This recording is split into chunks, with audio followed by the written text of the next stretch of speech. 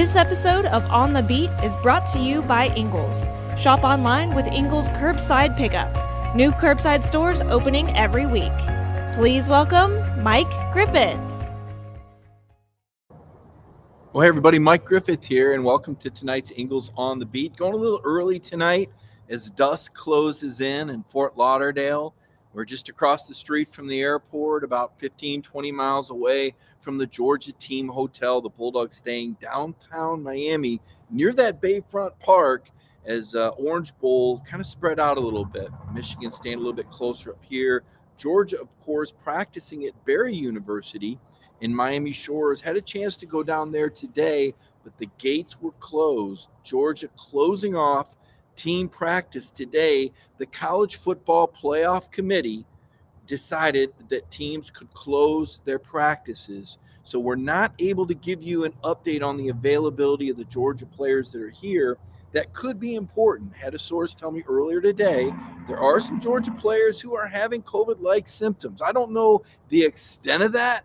And I know a lot of people are very frustrated because this new variant of the virus, Omicron, is not as severe as the past variants have been. And yet still we consider this a very dangerous spread of COVID-19. Now, the way the rules are written, players that are vaccinated don't have to be tested unless they have overt symptoms. Recently, breaking news within the last couple hours, CDC now saying quarantine period from 10 days to 5 days. And for Georgia, that could mean JT Daniels being on an airplane on the way down, if not here already.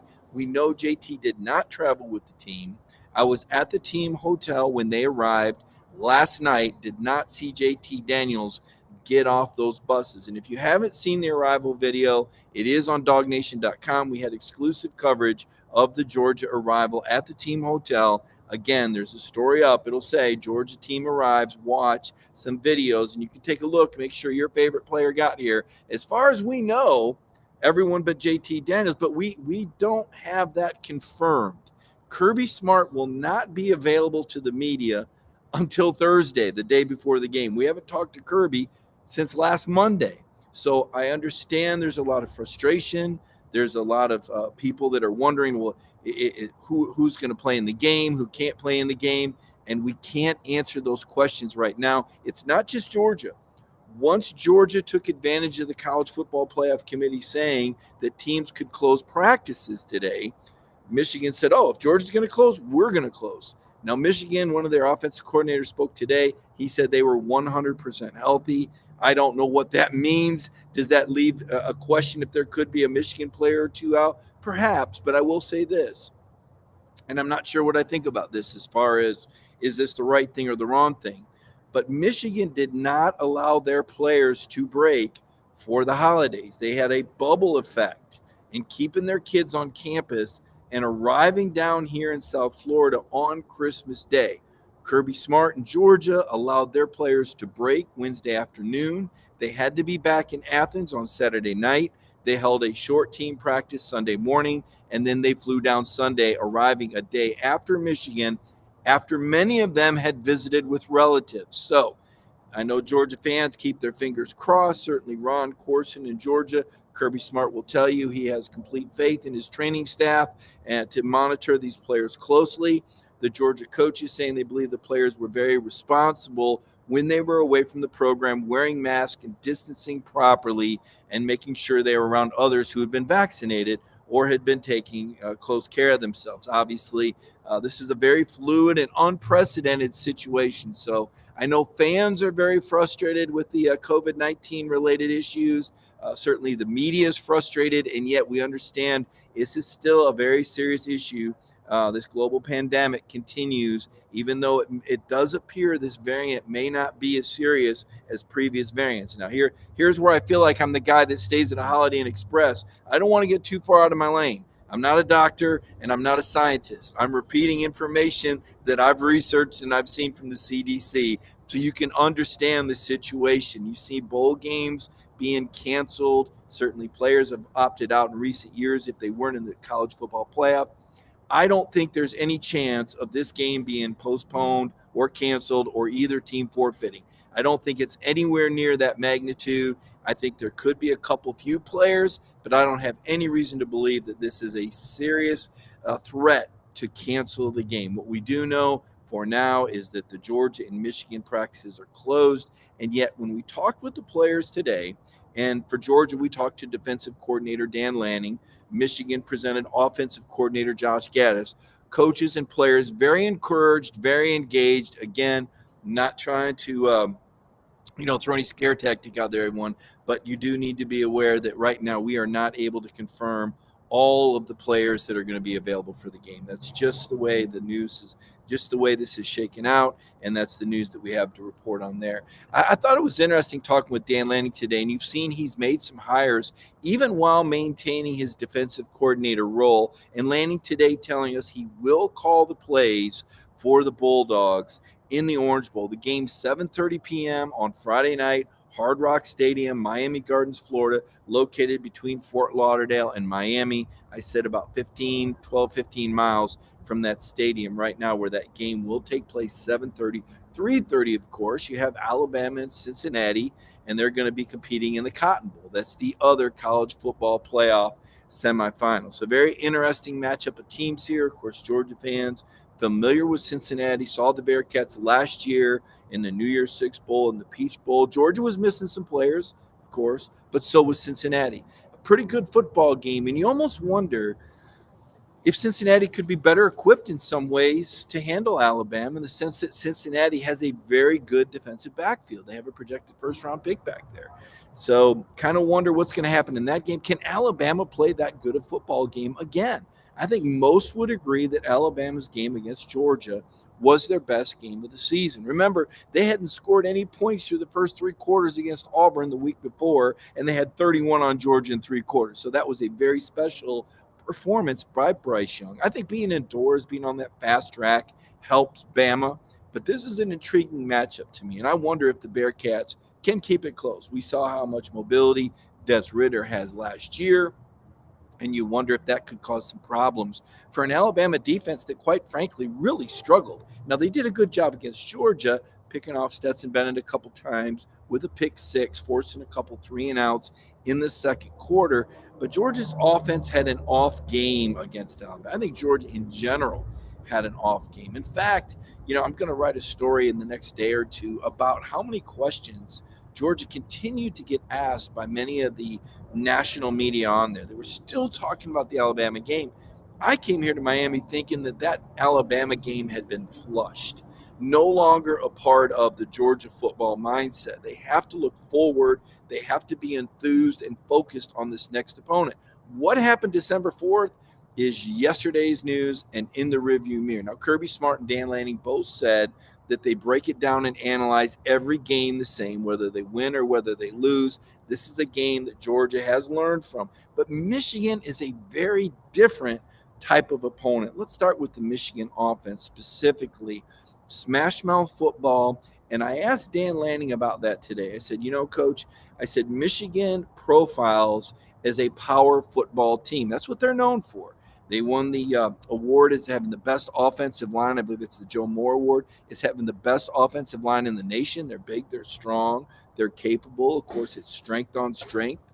Georgia, well known for their front seven, actually led the nation in defense, rush defense, in 2019 and 2020. Right now, they're currently ranked number 3. So this is a real strength on strength battle in the trenches, and I'm not really sure who it favors yet. I don't know that Georgia has seen a team like this.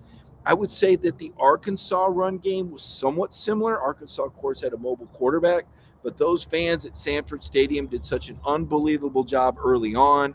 Georgia jumped out to that 21-0 lead, and I never really felt like Arkansas got its downhill game going. I don't know that they could have, right? Kentucky, maybe somewhat similar with their downhill game. Chris Rodriguez, a very talented runner. I know Georgia fans are familiar with Rodriguez, a former Georgia high school football player. Michigan has Hassan Haskins. He is a 220-pound bruiser. He is going to bring it. As Dan Lanning said today, Michigan running backs run into contact, not away from it. This is going to be a physical, in Lanning's word, Smash Mouth football game. Josh Gaddis said it would be a train wreck. So if you like throwback Smash Mouth power football, you're going to see that Friday night from the Orange Bowl when Michigan and Georgia meet for the first time since 1965. I love the matchup. I think it's going to be very intriguing. The only thing that could be better is if Georgia was wearing the red and Michigan was wearing the white uniforms, because I think those color contrasts are much better than this solid blue and the Georgia and the white with silver pants. That's me. I know all the fans kind of have their own likings. Part of me wonders, could Georgia break out their red pants for this game? All the bells and whistles when we think about bowl games and playoffs, and certainly right now the Michigan football team seems to have a lot of the momentum. And I've talked about this. When we talk about momentum, we have to look at what Michigan's accomplished this year. And if you're a Georgia fan, I would just say this. Imagine how Georgia would feel right now if they had beaten Alabama. Finally got over that hump, right? And it's only been, 4 games for Kirby that he's lost to Saban head-to-head. I don't really count those other games, the Mark Richt era. That was a different era. This is the Kirby Smart era. And I consider that more of the continuity. Michigan finally beat Ohio State for the first time since 2011, and that's what opened the door for the Wolverines to play in their first ever Big Ten championship game. Now think about that. Michigan is known as a traditional power, and yet they hadn't even played in a Big Ten conference championship game until this year. And that was because of that scarlet and gray roadblock known as the Ohio State. This year, they took them down in the big house. Huge win for the Wolverines, and that propelled them to a 42-3 win over Iowa. Now, I don't think a whole lot of Iowa, and I don't play transitive properties too much, but I'll tell you this. Colorado State team that Vanderbilt beat was leading Iowa at halftime in Iowa City this year. So I don't think Iowa was that great. I don't look at 42-3 over Iowa and go, oh, wow, the Wolverines. I say Iowa's kind of mediocre, but still 42-3 in a championship game environment in Lucas Oil Stadium, which will be the site of the national championship game. You better believe that Michigan has a ton of momentum. They have been waiting for this. 1997 was Michigan's last national championship. This is the best Michigan team since 1999 when Tom Brady was the quarterback and the Wolverines beat Alabama right here in the Orange Bowl, a classic duel between Sean Alexander, the Alabama running back, and Tom Brady, then the Michigan quarterback. So Michigan's been waiting a long time. I would say the best way to put this into perspective, if you're a Georgia fan watching tonight's Dog Nation, Ingles on the Beat, imagine the magic that you felt. Reflect on that at the Rose Bowl appearance in 2017. That's the sort of momentum that Michigan carries into the college football playoff, their first ever college football playoff appearance, and they are very confident and they are bought in, and all of those players sacrificed their holiday break. They did not go on break.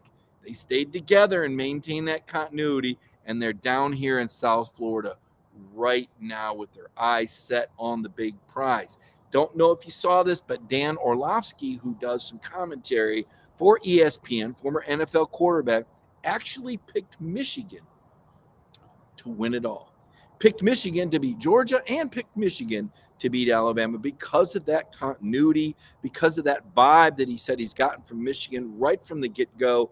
Dan believes that Michigan can match up with Georgia in the trenches, and indeed that is where this game will be decided, make no doubt about it. Now, I think Georgia has a ton more talent than Michigan in terms of NFL draft picks. It was funny, not funny, ironic, interesting, 14 days ago when I asked Kirby Smart about the number of players, Kirby, 12, 15 plays you're going to have drafted. How do you keep them focused? And he acted confused. That'd break all sorts of records, he said. And I said, yeah, and I kind of started to doubt, well, geez, did I get that number wrong? Am I mistaken here? Is there really not going to be a record number? Well, actually, there will be. There will be a record number of players drafted. And all you got to do is look at the most recent projections and then look at the Senior Bowl invitation list. Again, story on Dog Nation. I know a lot of you Dog Nation readers are saying, Mike, we've already read that. We've already read that on our Dog Nation app because you send out alerts every time you do a story on that free app,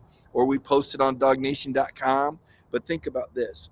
There's currently 3 players that Todd McShay of ESPN from Georgia is projecting to be selected in the first round. Those 3 players, Nakobe Dean, number 7. Number 7 projected. Jordan Davis, a projected first round draft pick, and Trayvon Walker, a projected first round draft pick. So there's 3 players, Nakobe and Trayvon, obviously underclassmen. Lewis Cine, the safety, we believe that Lewis is also going to go pro. There's 4. That doesn't count the 8 players that have accepted invitations to the Senior Bowl. That makes 12, and we're not even talking about Zamir White yet. Now, Zamir White has not declared for the NFL draft yet. So be clear on that. He is not yet. You wonder, could Zamir White be thinking about coming back another season? I don't know, but that's definitely something to keep an eye on, and that is something at some point we will ask Kirby Smart about. I had a message today, and I want to say this because I know a lot of fans are watching the show, and there's questions. They say, oh, man, could you just ask Kirby about the quarterbacks and about Brock Vandagriff and Carson Beck, and are they ready and could they be ready? And I said, well, here's where we come from in the media. We will and do ask those questions, but we have to be very careful about the questions that we ask, and ask questions that we know that Kirby Smart's going to answer, because we all only get one. When we do these Zoom sessions, there's no follow-up. You're not in person. You can't chase Kirby down and say, oh, I had one more question. You got one. And so it's hard to ask a question that you know Kirby will not answer. And we all know that Kirby has said on the record more than once he feels good about all 4 quarterbacks. And that's about as far as he's going to go. It really is. So I can't really give you details as to, how good he feels about the number 2 this week with JT being out. Has it been Brock? Has it been Carson? I know Brock was running some scout team back in Athens. Brock has looked good. Kirby has praised him. We wonder a little bit about Carson. Carson was the number 2 quarterback in the spring. All you got to do, look at those G-Day stats, the way the reps were split up. And even this year, Kirby Smart telling us he was the number 2.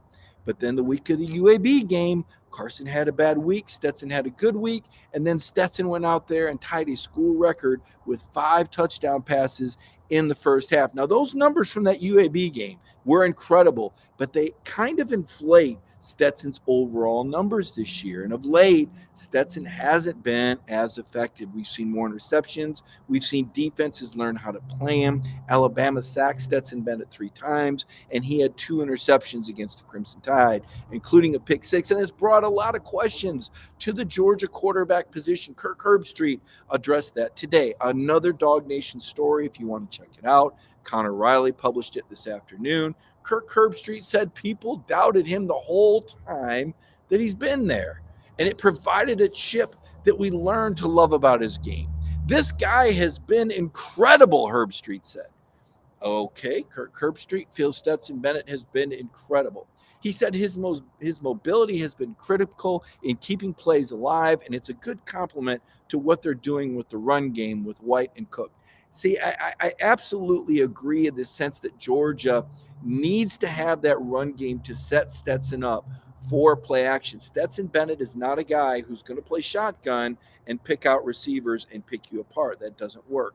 Stetson does have 24 touchdowns this year, and he's completing 64% of his passes. Statistically speaking, that's better than what the Michigan quarterback Cade McNamara has done. And yet we have more questions about Stetson Bennett, largely because of the game against Michigan. And Herbstreit said, even with everything he's done, there's still people that cover the team and fans that are like, where's JT Daniels? He said that, for example, in the Michigan game, if Bennett throws a pick, you can just feel the energy go to, where is JT Daniels? When will he be in there? And quote unquote, what the hell are they doing? Yes, Kirk Herbstreit is correct. There are a lot of Georgia fans that are starting to wonder. But hey, right now, JT Daniels with that COVID quarantine was not with the team. So how much has he practiced? How much has he gotten ready? And how much of an option would he be? I don't know the answer to those questions, but I will say this. One of the things that coaches like about JT Daniels is that he is a plug and play guy. JT, as Georgia fans know better than anyone, this is a guy who is really dialed in mentally, who knows the playbook. He's an expert with those pre-snap reads, and we saw what he did the last time he had a little bit of a break.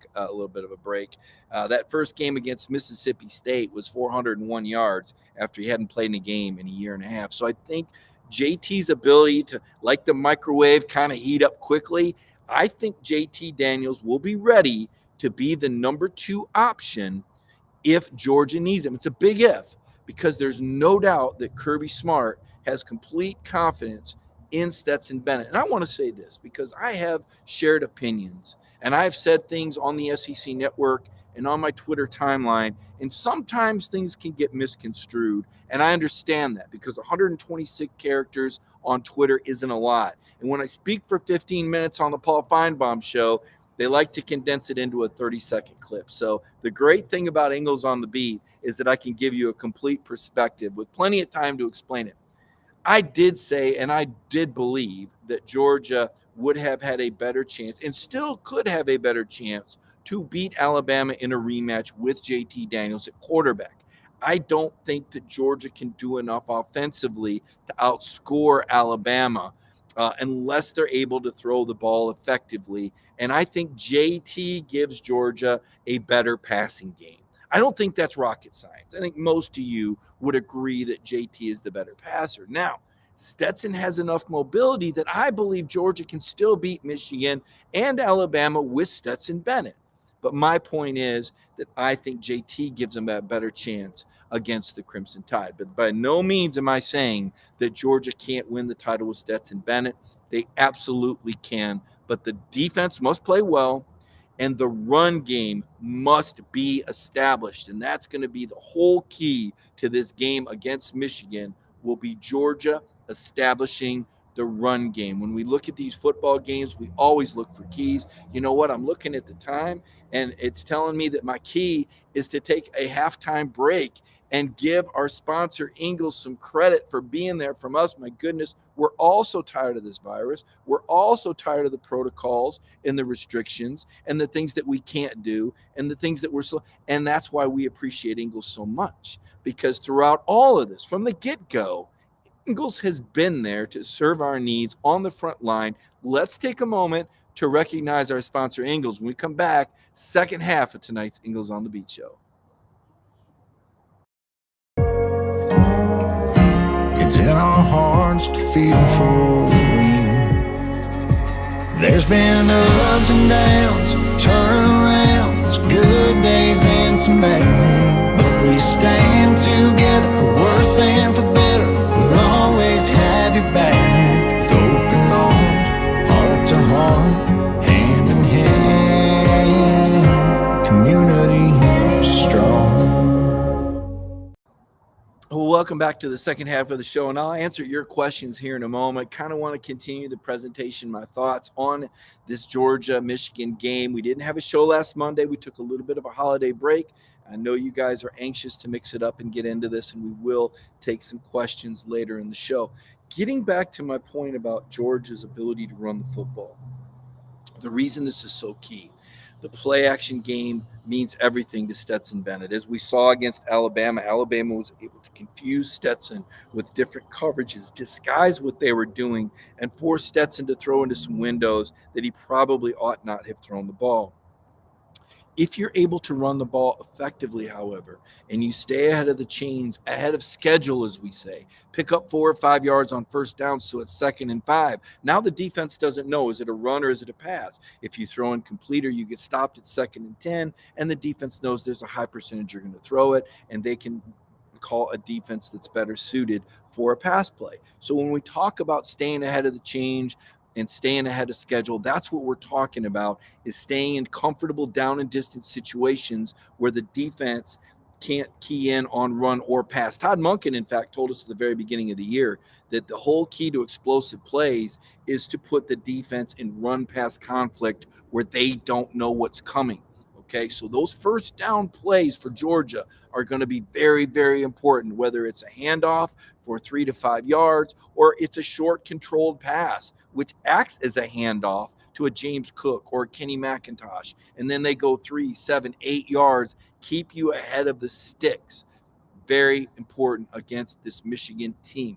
Michigan, like Georgia, has been able to get pressure without blitz. Aiden Hutchinson, this guy is the projected number 1 pick in the NFL draft. This defensive end, he was the Heisman Trophy runner-up. I was kind of like, wait a minute, really? Should I know more about this guy? Because I really didn't. And they're all Michigan, oh, you don't understand. I said, well, here's where Georgia has a little bit of an advantage with that double and triple tight end look. Think about this, folks. Not only can Brock Bowers and Darnell Washington and John Fitzpatrick catch passes, but these are some big dudes, okay? Bowers 6'4", 230, more like an H-back, but big enough to take on a guy that's 20, 25 pounds on the end, certainly pick up a linebacker or somebody else Michigan might walk up. But Darnell Washington at 275, he's going to meet Mr. Hutchinson. There's going to be some collisions there. John Fitzpatrick, another guy, 250, 255. Fitzpatrick is going to be able to handle a Michigan defensive end. Georgia's ability with the 2 and 3 tight end receiver set helps them protect against these fantastic Michigan edge rusher. Ojabo is the number 10 overall pick. So Michigan with 2 projected first-round picks, both defensive ends, and this is where those Georgia tight ends and the flexibility that they give Todd Monken, are they staying into block? Are they going out for routes? They're going to create problems for the Michigan defense, right? So maybe you take some of that speed off the perimeter, right, with Stetson, and you're choosing to go with more of that power run game play action. But one of the benefits of that is that multi-tight end receiver set, and that can create problems for Michigan from a matchup standpoint in terms of who are they going to cover, but also a better ability to account for those dynamic Michigan edge rushers. Now, Jamari Salyer, Warren McClendon, these offensive tackles, they're good. They're not great. They're not first rounders. There's no Andrew Thomas out there, but they're very good and they're solid. But when they need a little help, it's going to be there via the tight ends. Of course, we know the running backs are also very good. Zamir White, Kenny McIntosh, James Cook. These guys are all capable of helping out when they need to on the perimeter. I don't think that Georgia is going to have a lot of sacks in this game. I think Georgia is going to be aggressive on the early downs, and I think they're going to be able to stay ahead of schedule if they throw it. Now, they're going to have to mix it up, and Monken does an unbelievable job scheming it. You folks have seen this. Now, don't get me wrong. Stetson's still got to throw it, and guys have got to catch it. But so much of what Georgia does in those opening drives is the genius of Todd Monken. The reads, the self-scouts. He shows you something. You've scouted it. You think because Georgia's lined up like this, they're going to do that. Monken already anticipates what you're reading, and he changes it up. That's the beauty of the self-scout, and Georgia does the self-scout and change up as well as anybody in the country. Todd Monken is a big-time football coach, okay? You saw that UAB, their heads were screwed on backwards. They didn't know what Georgia was doing for the whole first half, and they admitted it. Completely outcoached and outclassed by Todd Monken, right? Alabama's coaching staff, not quite as easy to fool. Michigan's coaching staff, also not easy to fool. But Michigan will not have a feel for the personnel at Georgia or the SEC speed. That's real. And I don't mean to offend Michigan people or talk down to them. But when I talk about SEC speed, I don't think they really get it. And I think they're going to get it with Brock Bowers and Jermaine Burton and, yes, George Pickens. Now, we haven't talked about George, so let's catch up a little bit on George on the COVID front. He had a positive test in Athens last Tuesday. Since then, George tested negative twice, and he is with the team. You can go to that arrival video on dognation.com, and you will see George Pickens. You can identify, where's George, right? Watch the arrival video. He's in there, and the family also confirmed to me that George Pickens is here. George is 3 weeks healthier.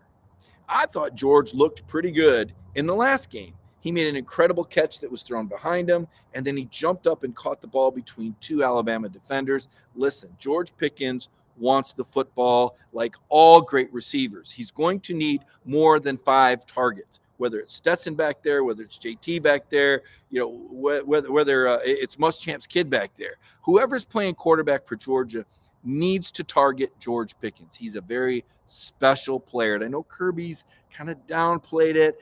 Kirby's very conservative with these decisions, especially wanting to protect his players. But this is an area where I think Georgia can really take advantage of. Michigan is in the secondary. Now, those tight ends, they're very good, and Bowers is going to do his thing underneath. But I think Georgia, I think Stetson, even though he may not have the strongest arm, his arm is strong enough to get the ball downfield to Pickens and to Burton in that play action where Georgia pounds, and then goes over the top. Now, it's the same way on the other side of the football. And I asked Dan Lanning about that today. I said, Coach, Michigan is known and profiles as a power football team. And yet when you look at the statistics, Michigan leads the nation in plays over 50, 60, and 70 yards. That's a paradox of sorts. So wait a minute. They're a power team, and yet they have all these explosive plays. Well, yes, because Dan said they do a lot of the eye violator plays. In other words, just like we were talking a minute ago, where you think you're seeing something and then it's something else. Michigan, very good with trickery. Jim Harbaugh, make no mistake about it. Make no mistake about this. Jim Harbaugh is brilliant. Now, when he gets in front of a camera, he acts kind of dumb, and he says some dumb, simple things. But behind the scenes, the guy's genius. I've seen Jim Harbaugh speak to campers, and he is so theatrical and engaging and absolutely brilliant. And I'd say the same thing for Kirby Smart. When Kirby gets in front of the media, he can be very bland. He can be confrontational. It's not the best version of Kirby Smart in front of the camera. I think that's interesting because I would think these guys would want to project better in front of the camera and in front of their fans. But truly, they don't seem to care. They care more about how do they project in the living room when they're talking to recruits, and how do they project when they're talking to the boosters that donate millions of dollars that pay their salary in their facilities. I guess they can't be on all the time, right? But Harbaugh, like Kirby, much more dynamic behind the scenes than what you see when he's on camera. And I think Harbaugh will have some things in store for Kirby Smart's defense. I also think Lanning and Muschamp and Kirby and Schumann, I think they're going to have their plan. This is a great chess game. And so while we talked about early in the show how it's a smash mouth game and a throwback game, there's so much more that's going to be going on, so many more strings that these coaches are going to be being pulled. These are two of the best coached teams in the country. It's truly going to be a chess game. And if Michigan can hold up at the line of scrimmage, they could keep this thing close and even win. If they hold up at the line of scrimmage, that is the million-dollar question. We talked about that at the start of the show. Thought that was very interesting. Lanning said Michigan does a great job with their play action. They do a great job with misdirection, and they do a great job utilizing trick plays. One other facet about Michigan, they're a two-quarterback team. Now, Cade McNamara is the quarterback of that's expected to start and their primary quarterback. But they also have J.J. McCarthy, and he's got some mobility. So don't be surprised if you see both of these quarterbacks, Josh Gaddis today, talking about Michigan's ability to play both quarterbacks and how they're kind of all in it together, just like Georgia. Anytime you see Stetson go to the sideline, you see him run to JT Daniels, and JT tells him, what he sees, and JT helps coach him up. And the Michigan quarterbacks work together as well. So a lot of unity with both of these programs. They wouldn't have gotten this far if they didn't work that well together, if they both didn't have a degree of momentum. Again, I think Georgia is kind of trying to get those jet engines fired up for takeoff down here in South Florida, get focused on this game. I was on a teleconference on that Zoom today, and quite frankly, I got a little snippy with the moderator because the first 6 questions to the Georgia coach was from national media. Look, we're down here covering Georgia, okay? These guys are just now catching up. What'd you think about the Alabama game? Did you miss it 3 weeks ago or what? Because we've moved on. And some of the national media questions were just, finally they called on me, and I said, well, thank you for asking a question to somebody that covers the team, because we need to get to the bottom of what's going on. And Dan Lanning is such a great interview, and boy, you can just tell he's going to be unbelievable at Oregon. I thought it was also interesting, Lanning said, that with the time difference, with Oregon being 3 hours behind, that's when he's been doing a lot of his busy work late into the night. Dan is an energetic, tireless guy, and he's put together an absolutely dynamic staff out there with the Oregon Ducks. I saw today the Pittsburgh Steelers, Adrian Clem, I believe their line coach will be coaching at Oregon. So keep an eye on those Ducks. We know Georgia opens with them next season in Mercedes-Benz Stadium. I'm going to go to your questions now. What do you guys got for me? Again, appreciate you joining me tonight. Ingles on the Beat, special early presentation. Wanted to jump on this with the news fresh. Georgia closing practice, new CDC guidelines, reducing quarantine time from 10 days to 5 days. Could that mean JT Daniels will be on the practice field tomorrow? Could it have meant he was on the practice field today? We don't know. Practice closed. College Football Playoff Committee with a brand new rule today saying, you know what? We're going to change all the rules. If you guys want to close practice, you can. And of course, Georgia first to raise their hand. And then once Harbaugh saw that Georgia was closing, he said, well, we're closing too then. So we're a little bit in the dark. I'm in the dark tonight. We're a little bit in the dark on what players will be available. What do we got here tonight, guys? Looking at your questions over here. What do we have? Questions, please. Joe wants me to wear some Georgia gear or we will disown you. Joe, look, we've got Dog Nation represented, man. But listen, unwritten rule among beat writers, okay? And this is just the way it is.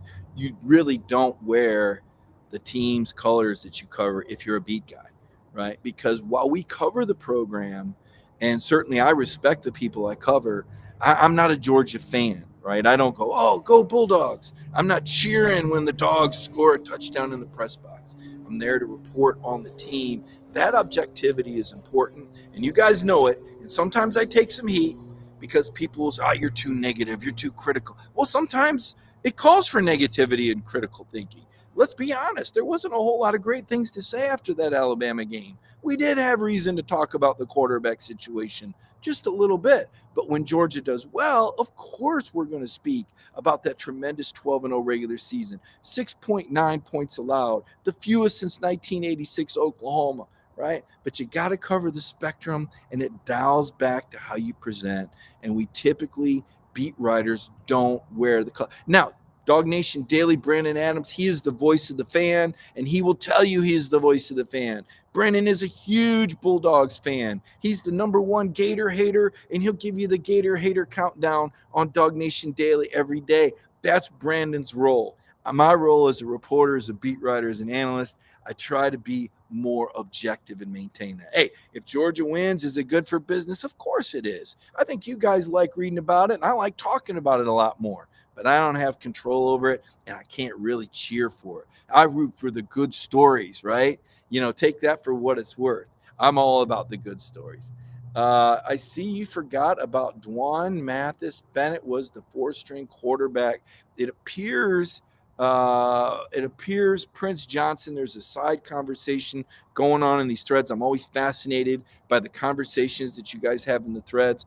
You know, you're right. And actually, you have to wonder, because there was Jamie Newman and there was JT Daniels and there was Dwan Mathis and there was Carson Beck. Remember when Aaron Murray was at the practice and he said Carson Beck looked better than all the quarterbacks there? You know, that's what Aaron Murray said. Yeah, I kind of take Aaron for a grain of salt. He just kind of throws some things out there. Sometimes it's kind of fun to see what Aaron says. I never really know when he's serious. But he did say he thought Carson Beck was the best looking quarterback at that scrimmage before the 2020 season. So you might have even made the argument Stetson was 5th. It is curious, I will say that. And yet Stetson has persevered. And I said it early on. If Stetson Bennett wins the national title, forget Rudy. Stetson Bennett is 10 times bigger than Rudy. Notre Dame's got Rudy. Georgia's got Stetson. You want to talk about a walk-on that's gotten the absolute most out of his ability and gotten so far with moxie. I mean, he's won over Kirby Smart. Kirby loves Stetson Bennett, and the teammates like Stetson too. And if he can win the national championship, a former walk-on, they're going to be making a movie about Stetson Bennett.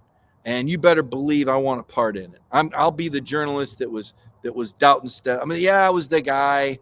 And I said I thought that JT gave him a better chance. Again, I'm going to repeat this. I'm not saying they can't win it with Stetson. I think they can. I think Stetson's got it in him. Did you see, and I don't know if you saw the video, but I did a story yesterday. They interviewed Stetson Bennett. They didn't let the media interview him, so we couldn't ask any real questions. So like the Orange people interviewed him. Stetson's first words were he wanted to go to the beach. He said excited, want to go to the beach. He's not stressing out.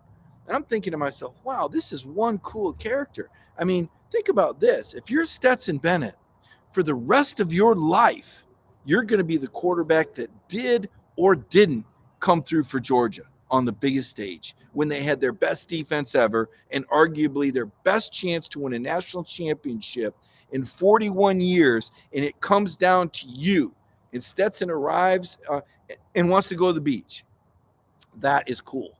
So he's played a lot of big games, but he said there's time to lock in later. But right now, the Dogs want to do a little enjoying in Miami. They're going to practice. They're going to try and enjoy this week, and then they will get locked in as the game gets closer. When I covered Michigan State, Mark D'Antonio had a saying. He said they don't want to let the lion out of the cage too soon.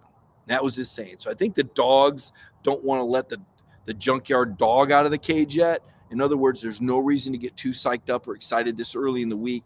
I think that's why Stetson is playing it so cool, staying relaxed, not fazed by the big stage. Nothing phases Stetson Bennett. He's ice cool in this situation. He's been there before. I don't think he knows, and maybe it's better that he doesn't know what's waiting for him the rest of his life and what's really at stake. I mean, even Jake, think about Jake Fromm, and Jake won a lot of games as a Bulldog. He's one of the best statistical quarterback. He played tremendous against Alabama in that 2018 SEC championship game. 2017, he played good enough to win. And yet still, believe it or not, there's still some Georgia fans critical of Jake Fromm, and all he did here was win. Pretty much he swept the Gators. He took down Tennessee. I think he won 3 out of 4 against Auburn. All he did was win. And when they lost against Alabama, it wasn't even Jake. So my point is this. There's a lot of pressure on being the Georgia quarterback. And I like the way that Stetson Bennett arrived and is handling it. We'll see how that plays out. And listen, all Stetson's doing is his best. You can't blame Stetson. But he goes out there and does his best. Kirby's noticed that. He likes the mobility that he brings, and we'll see how it plays out. Very interesting. Looks like someone says enough about Stetson.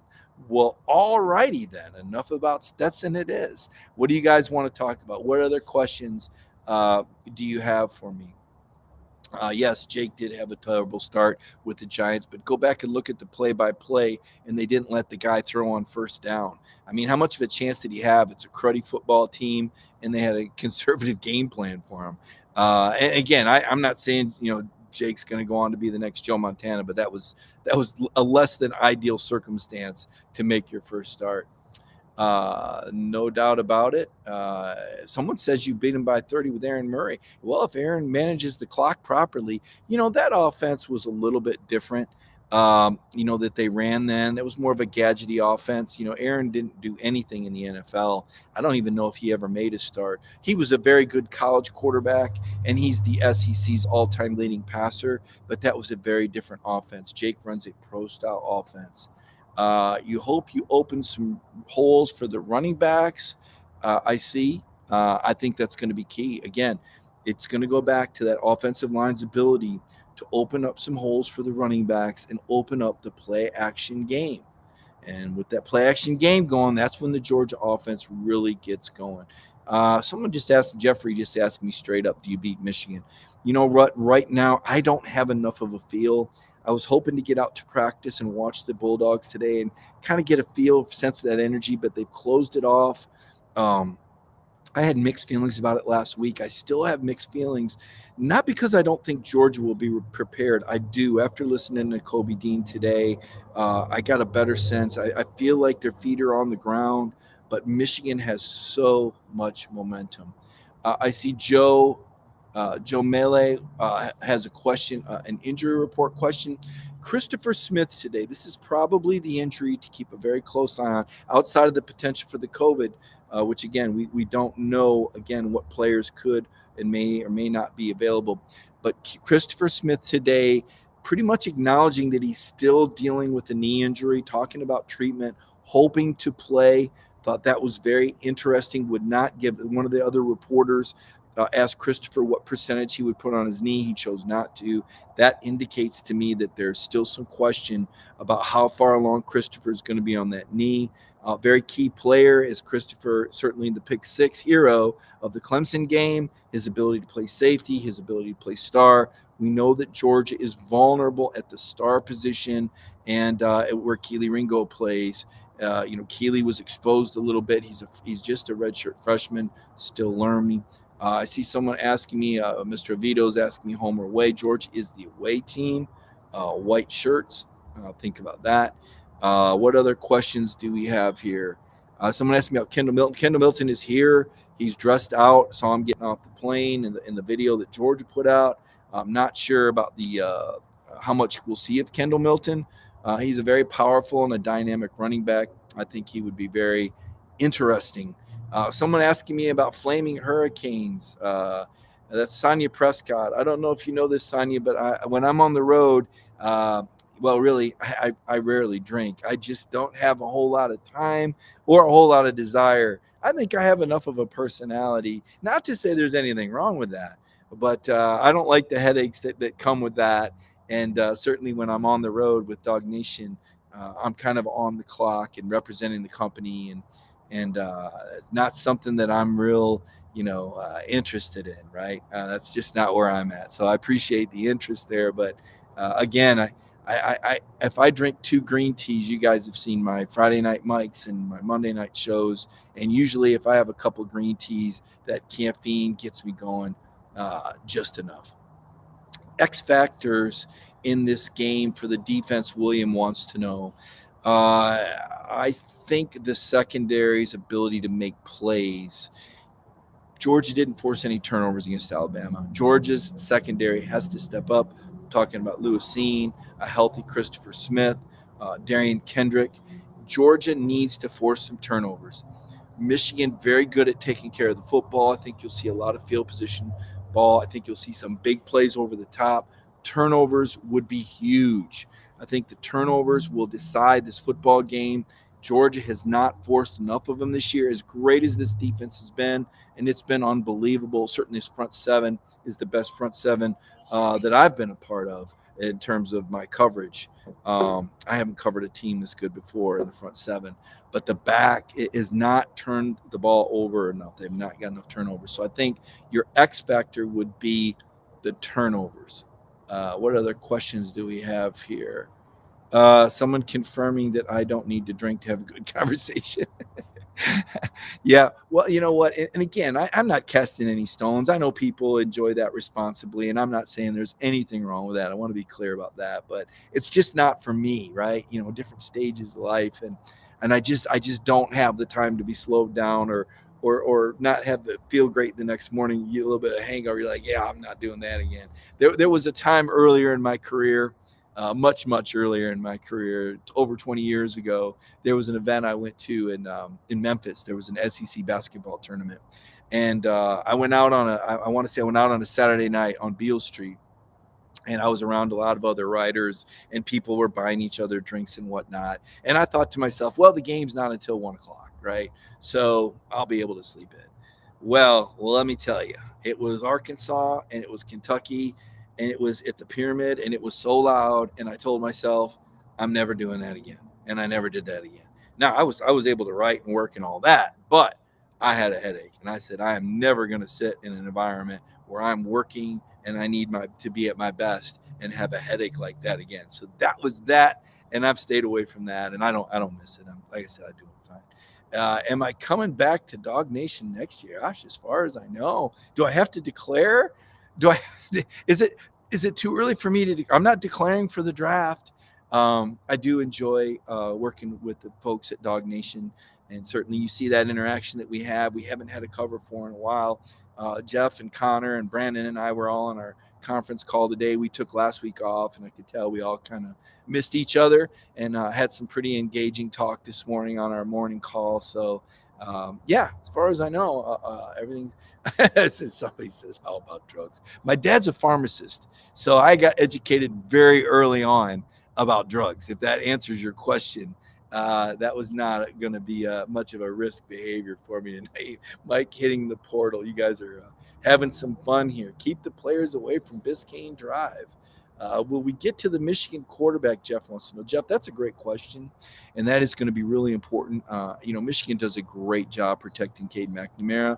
He's got a very quick release.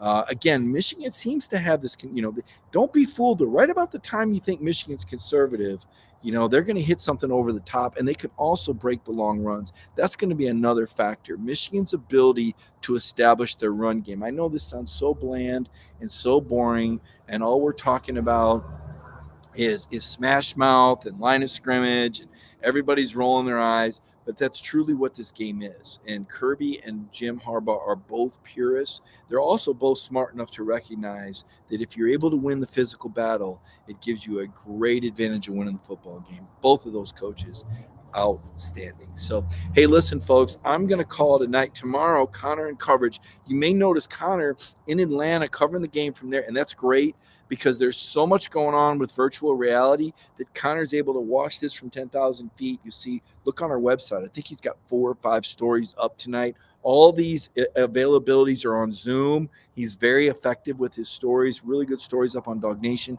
I've got boots on the ground. So today, while Connor was writing the stories, I was out riding around with Chip Towers and Curtis Compton of the Atlanta Journal-Constitution. We went out to Barry University to see what the scene was. Curtis took some pictures from across the street. He was able to shoot between some fence posts. You can see that picture up, but across the street, off the property. I guarantee tomorrow there's going to be a plug, a piece of wood or something there where nobody can take a picture between the 2 poles of the practice. But AJC really digging in, and certainly we want to give you coverage. No secrets disclosed. There wasn't.